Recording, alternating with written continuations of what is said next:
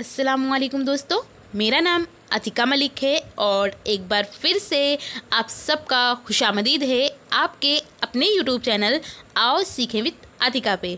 तो दोस्तों, आज की इस वीडियो में हम बात करने वाले हैं क्लास 10 उर्दू की, और ये हिस्सा गज़ल है जिसका ये चौथा चैप्टर है जिसको हसरत मुहानी ने लिखा।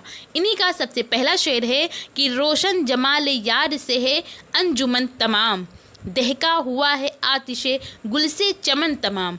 तो इसकी तशरीह कैसे करें और इसके साथ साथ इनके जितने भी अशआर हैं उस सब की तशरीह करना हम ज़रूरी हवालों के साथ सीखने वाले हैं।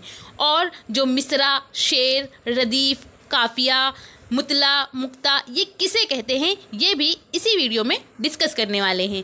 तो अगर आप इसकी PDF लेना चाहते हैं तो आप मेरे टेलीग्राम चैनल से भी जुड़ सकते हैं जिसका नाम आओ सीखे विद AK है, और इसका लिंक आपको डिस्क्रिप्शन में भी मिल जाएगा। तो आप वहां से डायरेक्ट ज्वाइन कर इस PDF को बिल्कुल फ्री ले सकते हैं।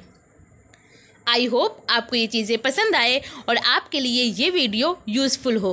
अगर पसंद आए तो आप इसे लाइक करिए, और अगर चैनल पर पहली बार आए हैं तो चैनल को सब्सक्राइब कर बेल आइकन को ज़रूर प्रेस कर लें। और जो भी दोस्त आपके हाई स्कूल में हैं और उन्होंने ऑप्शनल सब्जेक्ट अगर उर्दू लिया हुआ है तो उन तक इसको शेयर कीजिए। तो चलिए शुरू करते हैं।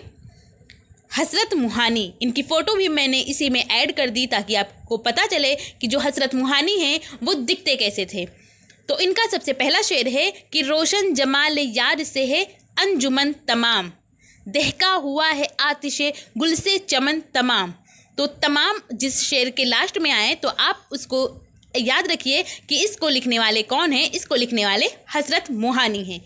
यहाँ पर यह भी समझिए कि मिसरा क्या होता है। जैसे ये शेर है, इसको हम शेर कहेंगे। क्यों कहेंगे? क्योंकि ये दो मिसरे से मिलकर बना है।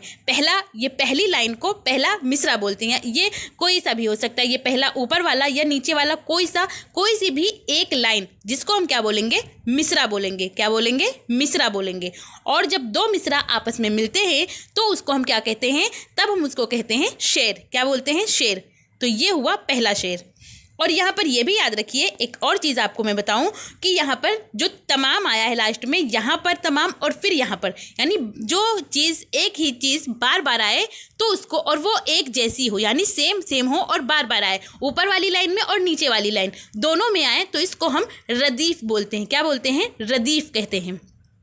और ये आप देखेंगे हर शेर में ऐसा नहीं होता है। ये सिर्फ और सिर्फ आपके पहले शेर में पाया जाता है जिसमें आपकी ऊपर की लाइन के जो लास्ट का होता है और जो दूसरी लाइन उसका लास्ट होता है वो सेम होता है। जैसे यहाँ पर तमाम और तमाम आया है तो इसको हम रदीफ़ कहेंगे। और रदीफ़ से पहले जो आता है, जैसे ये अंजुमन हुआ और फिर ये चमन हुआ, तो ये एक जैसी आवाज़ें निकाल रहा है बट ये एक जैसा अल्फाज है नहीं, ये डिफरेंस है इसमें।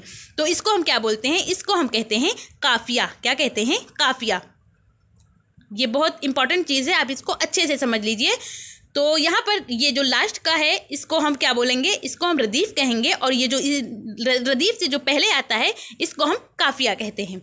तो जिस शेर में रदीफ़ और काफ़िया दोनों पाए जाते हैं, और ये किस में होता है? ये आपके ज़्यादातर पहले शेर जो होता है गज़ल का उसमें होता है। तो हम इसलिए ऐसा भी बोलते हैं कि गज़ल का जो पहला शेर होता है उसको हम मुतला कहते हैं। क्या कहते हैं? मुतला कहते हैं। क्यों कहते हैं ये भी हम लोगों ने जाना, क्योंकि ये जो पहला गज़ल का पहला शेर होता है वो हम रदीफ़ और क्या होता है? हम काफ़िया होता है। इसीलिए हम उसको क्या कहते हैं? इसीलिए हम उसको मुतला बोलते हैं। और ये सिर्फ और सिर्फ आपके गज़ल के पहले शेर में ही पाया जाता है। अब हम जानते हैं कि इसका हवाला हमें कैसे करना है।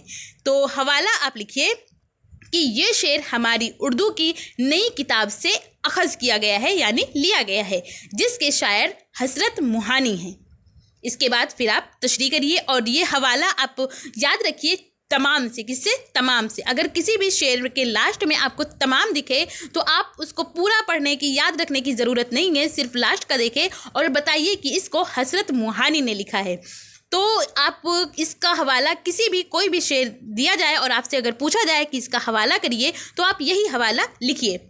इसके बाद तशरीह करिए और तशरीह में लिखिए कि हसरत कहते हैं कि महबूब के हुस्न से ही इस महफिल में चारों तरफ रोशनी है। हर निगाह सिर्फ उसी पर उठती है, बिल्कुल उसी तरह जैसे चमन में सुर्ख फूल चमकता है और दूर से ही दिखाई पड़ जाता है, वही आलम मेरे महबूब का भी है। इसके बाद अगला शेर है कि अल्लाह रे जिसमें यार की खूबी की खुद बखुद रंगीनियों में डूब गया पीरहन तमाम। तो यहाँ पर आपने देखा, यहाँ पर तमाम इससे पहले वाली लाइन में नहीं आया, बल्कि लास्ट के जो दूसरी लाइन है उसके लास्ट में तमाम आया। तो हम तमाम से याद रखेंगे कि इसको किसने लिखा, तो इसको लिखने वाले हसरत मुहानी हैं। अब हम इसकी तशरीह करते हैं क्योंकि हवाला वही पहले वाला रहेगा। तो हसरत इस शेर में महबूब के जिस्म की तारीफ़ करते हुए कहते हैं कि वो इतना खूबसूरत है, अल्लाह ने उसको वो खूबसूरती दी है, ऐसा महसूस होता है सारा लिबास ही खूबसूरती में डूब गया हो। इसके बाद अगला शेर है कि हैरत गुरूर हुस्न से शोखी से इज़्तिराब दिल ने भी तेरे सीख लिए हैं चलन तमाम। तो यहाँ पर फिर से तमाम आया, यानी इसको हसरत मुहानी ने लिखा है। इसके बाद इसकी तशरीह करिए और तशरीह में लिखिए कि हसरत कहते हैं कि महबूब की अदाएँ देखकर हैरत होती है और उसकी शोखी देखकर बेचैन हो जाता हूँ। लगता है उसने आशिक को रिझाने के सारे चलन सीख लिए हैं। इसके बाद अगला शेर है कि देखो तो चश्मे यार की जादू निगाहियाँ बेहोश एक नज़र में हुई अंजुमन तमाम। तो यहाँ तमाम आया है, तो हम फिर से कहेंगे कि इसको हसरत मुहानी ने लिखा है। इसके बाद इसकी तशरीह करिए और तशरीह में लिखिए कि हसरत कहते हैं कि मेरे महबूब की निगाहें इस कदर असर रखती हैं, उनमें वो जादू है कि वो जिधर देख ले महफिल बेहोश हो जाए। इसके बाद अगला शेर है कि शीरीनी नसीम हैं सोज़े व गदा ज़मीर हसरत तेरे सुखन पे है लुत्फ़े सुखन तमाम। तो यहाँ तमाम आया है और इसके साथ साथ इन्होंने अपना छोटा नाम भी इस्तेमाल किया है। और क्या आप जानते हैं कि जो शायर अपना छोटा नाम जिसमें इस्तेमाल करता है इसको कहते क्या हैं? तो इसको कहते हैं तखल्लुस। क्या कहते हैं? तखल्लुस। तखल्लुस क्या होता है? शायर का वो छोटा नाम जो वो अपने शेर में इस्तेमाल करता है और वो लास्ट के ही शेर में इस्तेमाल करता है, और जिसमें शायर अपना छोटा नाम इस्तेमाल करता है उसको और क्या कहते हैं? इस पूरी शेर को क्या कहेंगे? तो इस शेर को बोला जाता है मुक्ता। क्या बोला जाता है? मुक्ता बोला जाता है। ये भी याद रखिए।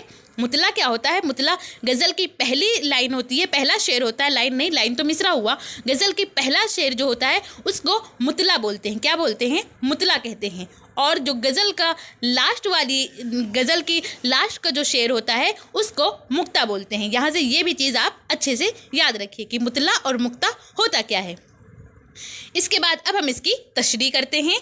तो तशरीह में आप लिखिए कि हसरत कहते हैं कि मेरे कलाम में जो शीरीनी और सूज़े गदाज है इस पर नसीम और मीर जैसे शायरों का भी असर है, इसलिए मेरा अंदाज़ बयां इंतहाई पुरलुत्फ़ है। तो इस तरह आज की इस वीडियो में हम लोगों ने क्या सीखा, एक बार फिर से रिवीजन करते हैं। आज हम लोगों ने जाना कि मिसरा किसे कहते हैं, मिसरा क्या होता है, और शेर किसे कहते हैं। मिसरा किसी भी एक लाइन को मिसरा बोलते हैं, और जब दो लाइन आपस में मिल जाती है तब हम उसको क्या कहते हैं? तब हम उसको शेर कहते हैं। और इसके साथ साथ हम लोगों ने जाना रदीफ़ क्या होता है, रदीफ़ किसे कहते हैं, काफ़िया क्या होता है, और क्या सीखा हम लोगों ने? रदीफ़ सीखा, काफ़िया सीखा, मुतला सीखा जो एग्ज़ाम में आपके पूछा भी जाता है, मुतला किसे कहते हैं, और मुक्ता क्या होता है। तो आज की इस वीडियो में ये सारी चीज़ें सीखी और ये भी जाना कि हसरत मुहानी ने जो अशआर लिखे हैं उनकी तशरीह हमें कैसे करनी है।